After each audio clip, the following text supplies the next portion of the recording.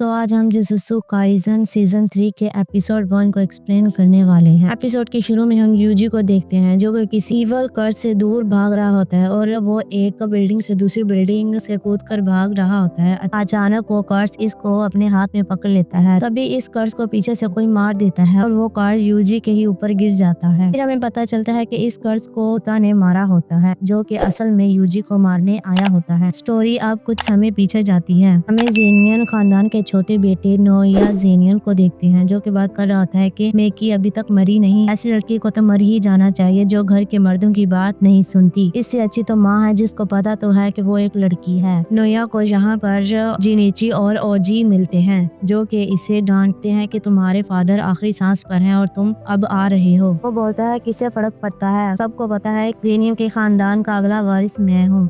फिर वो यूजी को बोलता है कि आपका तो कोई बेटा भी नहीं, सिर्फ बस 2 बेटियां हैं और जिनिची आपकी तो शक्ल ही खराब है, आप भाई से बिल्कुल मुख्तलिफ हो। नोया की ये बातें सुनकर दोनों गुस्सा करने लगते हैं और असल में ये तीनों स्पेशल ग्रेड 1 के सोर्सेज हैं। तभी इनको खबर दी जाती है कि जेनियन घराने के हेड अब इस दुनिया में नहीं रहे। अब इनको विरासत पढ़ाई जाती है जिसमें इनकी आखिरी इच्छा ये होती है कि मेरे बाद नोया को जेनियन घराने का हेड बना दिया जाए। सारी जमीन जायदाद जो कर्ज टूल और जो के जुजुत्सु तिजोरी में रखा है इन सब पर नोया का हक होगा और अगर किसी वजह से सातोरु गोजू की मौत हो जाए तो तोजी की इच्छा पूरी की जाएगी और मागोनी को जेनियन घराने का हेड बना दिया जाएगा। ये सुनकर मागोनी को अच्छा नहीं लगता। इसे पता चलता है कि मागोनी इस टाइम टोक्यो में है जो कि यूजी के फौज में निकला है। फिर नोया सोचता है कि मैं यूजी और मागोनी को दोनों को मार दूंगा। टोक्यो में वैसे भी बहुत से डेविल कर्स घूम रहे हैं तो कोई मुझ पर शक भी नहीं करेगा। मागोनी के मरने के बाद कोई मेरा जायदाद हड़पने वाला नहीं होगा। दूसरी तरफ हम यूजी को देखते हैं और तभी इसके पास जूसू और पूछता है अब इसके घाव कैसे हैं। यूजी बोलता है कि अब वो ठीक है, शायद सुकुना की वजह से, और वो कहता है कि मैं इसकी पावर को बढ़ता हुआ महसूस कर सकता हूँ। जोजो यूजी को कहता है कि अब तुम जुजुत्सु हाई वापस चले जाओ। यूजी बोलता है कि मैं नहीं जा सकता क्योंकि सुकुना मागोनी के खिलाफ कोई खिचड़ी पका रहा है और मेरे हाथों बहुत सी जानें मारी गई हैं, इसीलिए मैं वापस नहीं जा सकता। मैंने तुम्हारे भाइयों को भी मारा है। जुजू बोलता है कि वो सब मिसअंडरस्टैंडिंग थी, वो दोनों भी तुम्हें माफ कर देते क्योंकि हम भाई हैं। यूजी बोलता है चलो अब तो हम फिर इन सब कर्ज को खत्म करते हैं। फिर हम देखते हैं यूजी यार में भाग रहा होता है, इसके पीछे बहुत से डेविल कर्ज होते हैं, कुछ को तो ये एक मौके से ही मार गिराता है। तभी यूजी कुछ डेविल कर्ज को अपने पीछे भगा कर एक अंडरग्राउंड टनल में ले जाता है जहाँ दूसरी तरफ जोजो खड़ा होता है जो कि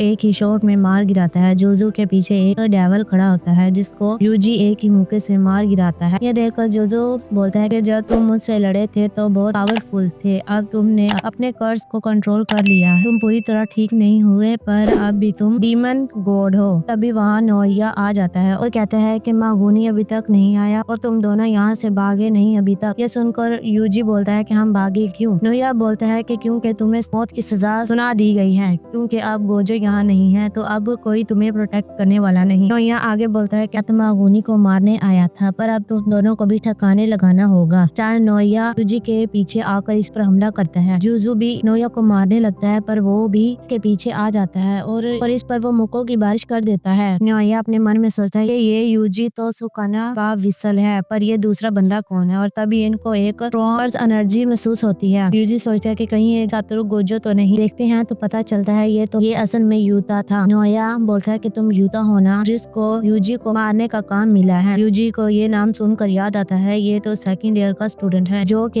एक स्पेशल ग्रेड सोर्स है जो कि बिल्कुल मास्टर गोजो की तरह है। तभी नोया ओता को बोलता है कि मैं भी यूजी को मारने आया था पर अब तुम आ गए हो तो मैं तुम्हारे काम में टांग नहीं अड़ाऊंगा। ये सुनकर जुसु यूजी को भागने का बोलता है और कहता है कि नोया को मैं संभाल लूंगा, अगर तुम यूता से लड़े तो मारे जाओगे क्योंकि ये गोजिया की तरह है। यूजी भागने लगता है पर होता इसके बिल्कुल पीछे होता है। दूसरी तरफ जुजू जो कि नोया पर हमला करता है पर वो उसके वार से बच जाता है। वो कहता है कि तुम ऐसा कुछ नहीं है, मैं तुम्हें बहुत आसानी से मार दूंगा। जुजू बोलता है कि तुम अपनी सोचो, तुम्हें क्या लगता है कि तुम मेरे भाई पर हमला करोगे और जिंदा बचकर चले जाओगे। दूसरी दूसरी तरफ यहाँ ओता ने यूजी को पकड़ लिया होता है और ये वही सीन है जो हमने एपिसोड के शुरू में देखा था, जहाँ हमें पता चलता है यूजी असल में ओता से बच कर भाग रहा होता है। फिर यहाँ ओता और यूजी की फाइट होने लगती है और यूजी इसके सामने कमजोर पड़ रहा होता है। यूता दिखने में कमजोर है पर इसकी कर्स एनर्जी बहुत ज्यादा है। वो बोलता है कि मेरे अंदर गोजा से ज्यादा कर्स एनर्जी है, लेकिन गोजा के पास 6 आईज है, जिसकी वजह से जब भी वो कोई टेक्निक